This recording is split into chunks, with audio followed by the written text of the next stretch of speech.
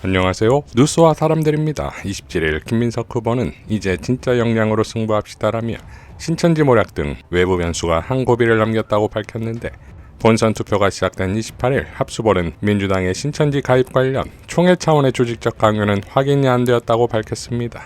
자, 이것으로 신천지 논란이 일단락될 것을 기대했을지 모르겠으나 오히려 그 반대지요. 최민희 의원은 합수본 민주당 입당 관련해선 신천지 총회 차원의 조직적 강요는 없었다. 김민석의 반명, 분열주의 신천지 3자 비밀연합은 어떻게 된 건가요? 핵심은 전대 개입, 비밀연합이 아니었나? 라고 일갈했고, 고일석 기자는 김민석, 박선원, 당신들이 무슨 짓을 한 건지 똑바로 알고 있기 바란다. 어떤 언론은 신천지 간부가 민주당에도 가입하라고 했다는 진술이 있었다는 걸 제목으로 올리고, 어떤 언론은 총회 차원의 조직적 강요는 없었다는 것을 제목으로 올렸다. 기사에 따르면 합수본은 국힘의 경우와 민주당의 경우는 엄연히 다르다는 것을 명백하게 강조했다. 그걸 가지고 언론들이 이렇게 장난을 치고 있는 것이다. 이제 개별 신도들의 확인할 수 없는 진술을 키워서 올리는 기사들이 찌질찌질 뒤를 이을 것이다. 당신들이 이제 그만합시다 한다고 해서 그만할 게 될 일이 아니라는 거다. 현재 단계로는 우려 차원에서라도 신천지가 전대에 개입했다는 근거는 최소한 합수본에는 없다. 김민석과 박선호는 이 정도 가지고 뭔가 있는 양 던지기 시작한 것으로 보인다. 다른 근거가 있다면 공개해라. 당신들이 가지고 있다는 녹취, 제보 같은 게 있다면 지금 오픈해라. 아마 없을 거다. 이 정도 정보를 어디서 들어서 던진 걸 거다. 김민석과 박선호는 이렇게 언론들이 두고두고 장난질을 해대며 민주당을 초토화시킬 대형 건수를 오로지 지들의 사익을 위해 내던진 것이다. 라고 일갈했습니다. 자, 홍상훈 씨에 출연한 박규환 최고와 정필승 변호사도 이렇게 비판했지요. 당시에 예컨대 작년에 이재명 대통령 후보 만든 과정, 그 전에 이재명 이제 당대표 2번 되는 과정, 이런 게 전부 다 필라테스 작전의 결과라는 얘기가 돼버립니다. 정청래와 상관이 없어요. 정청래는 작년 8월 달부터 당대표가 된 겁니다.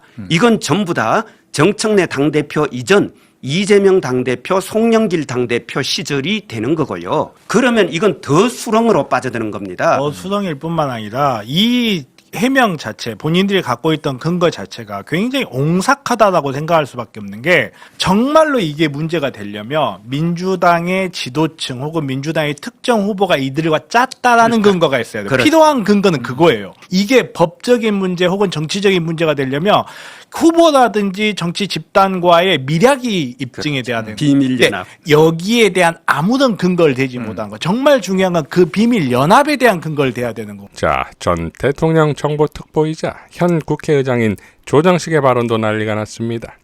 현직 대통령의 연임 개헌 문제 등은 결국 주권자인 국민 여론과 국민의 선택 문제라고 발언했습니다. 이러니 유시민 작가가 또 옳았습니다. 지난 15일 매불쇼에 출연한 유시민 작가는 이렇게 발언했었지요.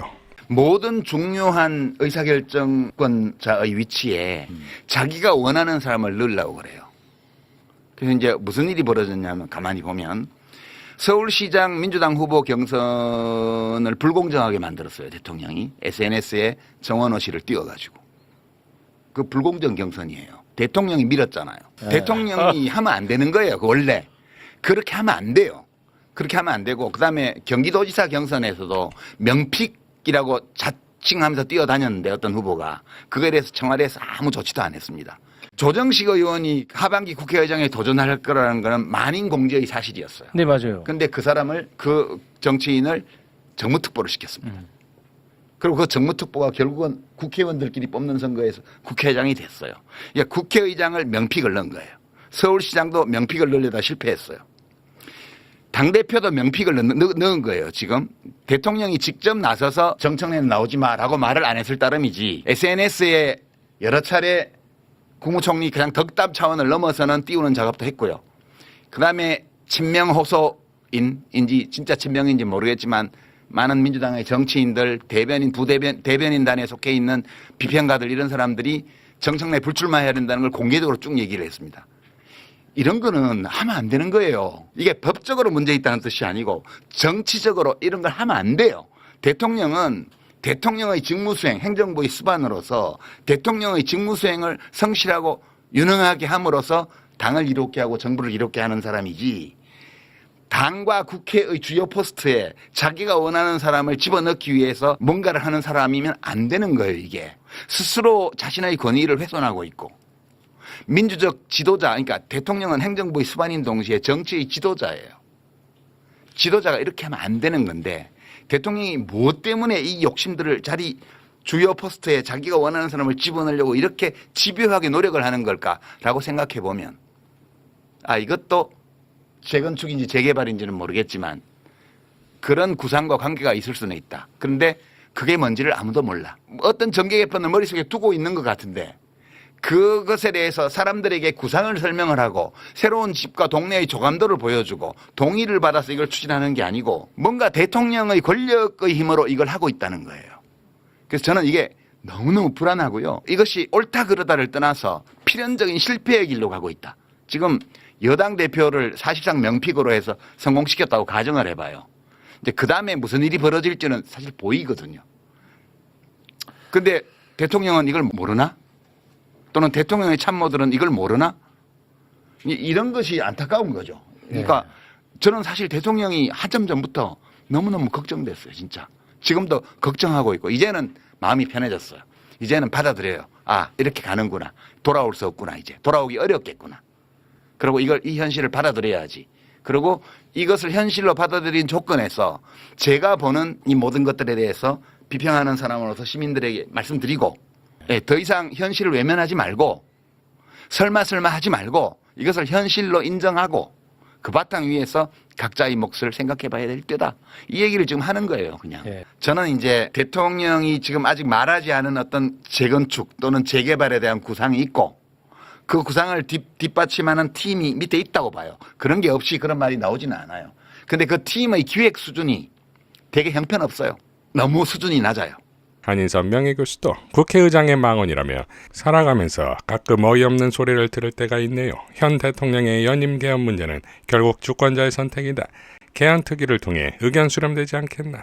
조정식 국회의장 첫 기자간담회에서 나온 답변이랍니다. 헌법 제128조는 대통령의 임기 연장이나 중임 변경을 위한 헌법 개정은 당시 대통령에게 효력이 없다. 이 조항이 그냥 나온 게 아닙니다. 1948년부터 1987년까지 중임, 연임, 사사오입, 임기 제약 없다는 온갖 헌정 파괴의 교훈을 담아 1987년 주권자가 선택한 것입니다. 그냥 선택이 아니라 피와 땀과 눈물로 쟁취해낸 것입니다. 이례적인 특별한 조문까지 못 받고 말입니다. 이 조항 덕분에 장기 집권의 불안을 덜고 여야 간 정권 교체의 가능성도 열렸고 민주헌정의 정착에 엄청난 기여를 했습니다. 한마디로 현 대통령에겐 연임, 중임은 해당 사항 없고 현 대통령은 5년 임기 마지막까지 최선을 다해야 할 뿐입니다. 2000년 이후 대통령 탄핵, 탄핵소추, 탄핵 모면한 대통령 한마디로 5년 채우기도 쉽지 않습니다. 그런데 마마 헌법 제128조를 삭제하는 개헌을 하면 연임도 가능하옵니다. 마마 인기가 하늘을 찌르옵니다. 이런 발상은 한치 앞도 모르는 간신배의 소리입니다. 간신배라 하는 이유는 연임이 객관적으로 불가능해도 대통령의 심기 경호에만 도움이 되고 결국은 나라를 망치는 소리이기 때문입니다. 한 번 더 그런 소리를 한다면 국회의장부터 끌어내리려 여의도에 모여들 것입니다. 라고 일갈했습니다. 자, 이렇듯 지금 국회 민주당의 상황을 잘 말해주는 최강욱 전 의원의 발언이 나왔습니다. 말씀드릴 게 있는데 내가 오늘 진짜 걱정되는 얘기를 들었는데 회관에서 요새 그런 얘기가 돈다는 거예요. 그러니까 민주당 의원들의 보좌진 중에 한 사람씩이 소위 그 찐명을 자처하는 사람들이 집어넣은 보좌진들이 있대. 그래서 그 사람들이 의원 동향을 감시해가지고 알린다는 거야. 이 사람이 지금 정청래하고 차를 마셨다. 진짜요? 아니면 김민석 집회에 갔다. 그런 설이 있대 지금. 그러니까 의원들이 하도 말이 없이 바보짓을 하고 있으니까 이해가 안 가니까 온갖 얘기들이 지금 나오고 이 사람들이 있는 것 중에 지금 하나. 누구한테 감시당하는 거 아니냐라는 얘기가 나오는 지경이에요 지금. 진짜 심각해 이게. 이러니 지금의 상황을 해결할 수 있는 유일한 방법은 알정찍입니다. 이상 뉴스와 사람들이었습니다. 시청해 주셔서 감사드립니다.